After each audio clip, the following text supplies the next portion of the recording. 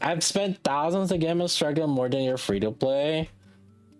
Well, you have to realize I play a lot of Nikke. That's just how it is. There's a little bit, a lot. Like there's a lot of micro min-maxing that it's like happening naturally to me that not a lot of people pick up on. Let me give an example on this run. Right here, this is probably the better example here. So this is like during the first phase, right? So instead of me, so take a look at this, right? Instead of me trying to destroy those like rocks, I knew that Mari's burst can do the AoE, so I just ignored them and then just tried to rush my burst as soon as possible. And the thing is, like, if I actually don't make this, I reset the run.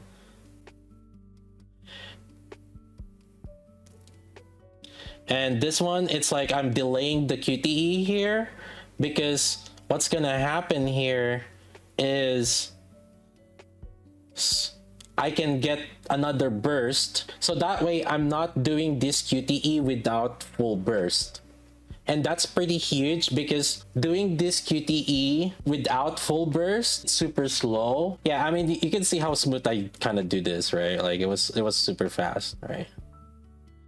And oh yeah, that's another thing. Another thing is because Red Hood does the most damage here, right? And so it would be better to waste my Ludmilla's burst during that QTE rather than wasting Red Hood's burst during that QTE. And so that way, when the boss spawns again, I have my Red Hood burst. Everything happened like that, all because I decided to delay this horizontal QTE.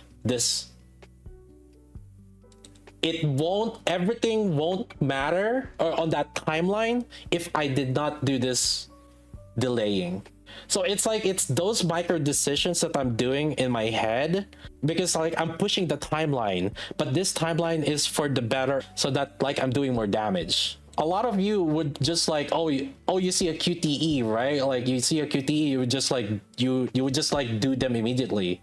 But no, like I actively do it. Another thing that I'm min-maxing, but you guys don't realize, you guys might notice that I'm intentionally avoiding the destroying the core. Two things why I'm doing this. One, hitting the core with Red Hood, because only Red Hood can hit the core with Pierce, right? Hitting the core gives you more burst generation. Two, Mari's skill does not work if you're not hitting a core. So I'm upkeeping Mari's buff and getting a fast energy generation by keeping that core alive. Look, I'm intentionally not hitting the core. And then since the boss is gonna change phase, when it's changing phase, I know that the core is gonna respawn, and so I try to min-max it where I destroy the core as late as possible. So I'm min-maxing like the Pierce opportunity that Reddit is doing because it's gonna respawn anyways after he pops back up. So this is just a few of the things that I'm like considering and not a lot of people are considering. And these are micro decisions top player are doing. And I explained so much things in just this short like frame within that 30 seconds interaction.